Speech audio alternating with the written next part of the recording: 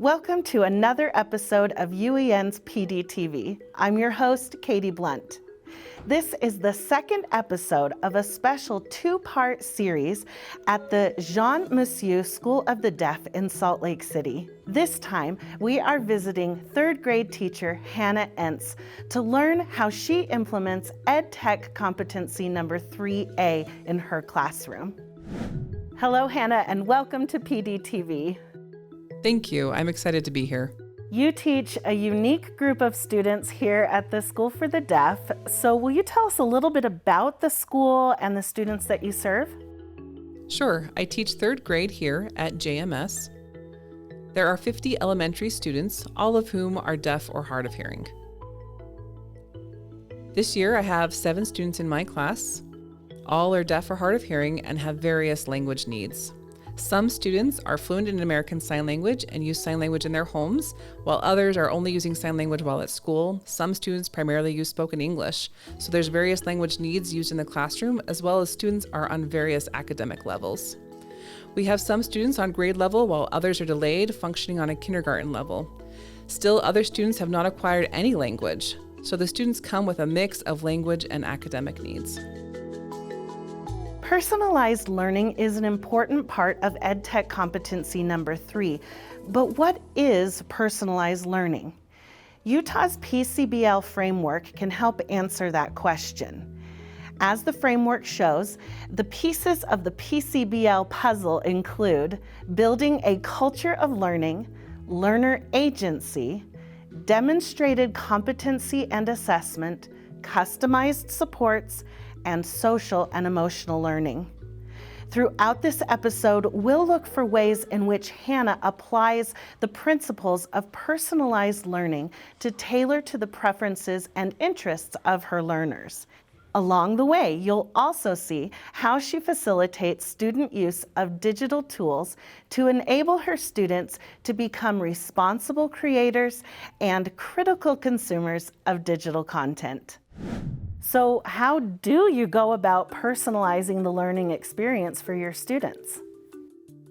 All of the students are on individual education plans or IEPs. I begin every week with reviewing their different plans and goals.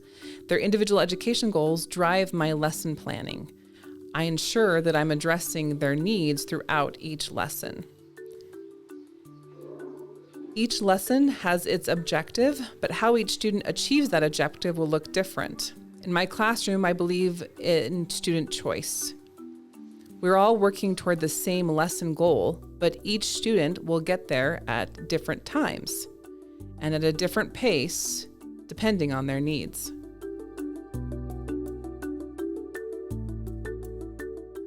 Another element in the classroom is that we have flexible grouping. We have students divided into reading and math groups based on their levels.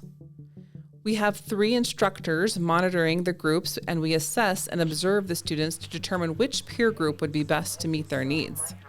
We're continually evaluating students for growth and regression and can move them to different groups as their individual learning needs change. Yeah, and I saw that in your lesson that you just seamlessly moved into the different groupings, and it seems like the students have a good idea of what their choices are and how to indicate what their choices are and where to go for their grouping. Yes, I do follow the students' preferences. Some of the students transferred from a different program where spoken English was the primary language used in their classroom. This year is their first time being exposed to American Sign Language, so it's new for them. I'm constantly trying to navigate their unique needs and be flexible. I let them choose how they want to express themselves. I never want them to suppress their thoughts because of language modality. For example, during writing, students can choose to either write their thoughts in English and then create an ASL video, or create the ASL video and then write their thoughts in English. The key is that they're expressing themselves in whatever language they feel more comfortable, and then they're using that to bridge to their second language. So they're able to simultaneously use and develop both languages. Another strategy I use in the classroom is to give students responsibility and accountability for their own learning. As a teacher, I'm here to monitor and support, but they can take ownership of their own development. As a student completes their assigned work, they can do a self-assessment to determine if they understood the concept, if they have some questions, or if they are still struggling. On a daily basis, I ask the students to conduct these self-assessments of their learning. The students will share with me at the end of the day how they're feeling about the material, if they're starting to comprehend, if they're struggling, or if they've lost, and if they feel confident in what the information is. This self-assessment process gives them that responsibility and accountability for their growth and development. Another way I provide students with choice is with flexible seating around the classroom and what they are choosing to work on during the day. I utilize learning centers in the morning. A student can choose to work on their vocabulary or reading, so they have that choice of which center to join. They determine what they need to develop their skills. It truly becomes a community of learning. I love those examples of really simple ways to give them choice. But I also noticed that then you followed up in ASL with some of the students who chose maybe spoken language. It's not that you're not having them learn it, but they started with their choices and then you supported them in learning even more than they thought they could do. Yes, I look at the language expression as part of the whole student. I don't separate the languages, nor do I want to become the language police. I want the students to be able to freely express themselves in whatever way they feel comfortable. And yet again, use that primary language as a bridge to develop that second language, so they experience continued growth in both languages. I think that is such a good framework for any teacher who is trying to offer personalized learning options for their students, whether it's in language or any other subject. So thank you. So tell me, what role does technology play in helping you personalize the learning experience for your students? We use technology in writing. On a daily basis, I give the students a writing prompt, then the students do an initial drawing or brainstorming, then they film on their Chromebooks. The purpose of the activity is to getting them to use their language and develop fluency with language. Once the video is filmed in ASL, the students then re-watch their video and express it in written English. We also use our LMS platform, Schoology, on a daily basis. The platform allows me to make individual assignments, so I can meet the various needs of the students, giving one assignment for a student on a developing level and be able to challenge a student who has mastered a certain skill. But all students are working on Schoology at the same time. It's been very beneficial. Another example of technology in the classroom is Nearpods. These can be done in partners or as a whole class activity.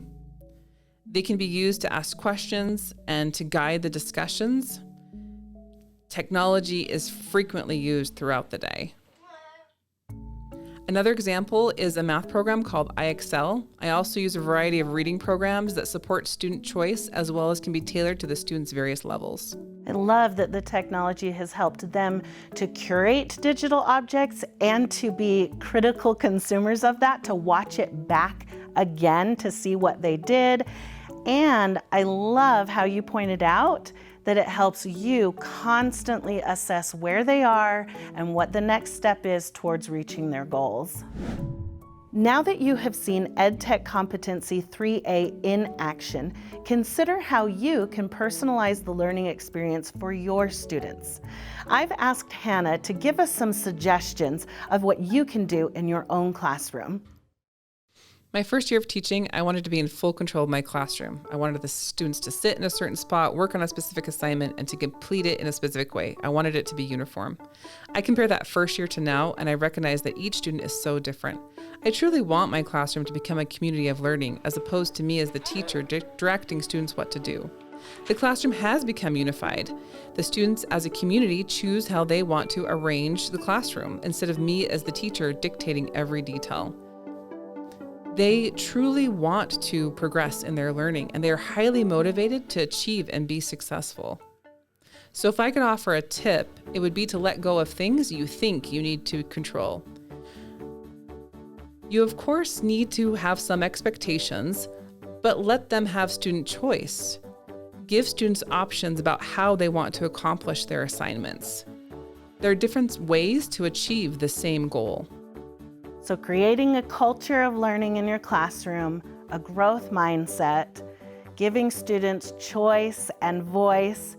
And I think you've offered scaffolds and supports to help them as they make those choices too. I noticed a lot of visual and very clear instructions all around your classroom to enable students to then go about and do the things that they choose to do.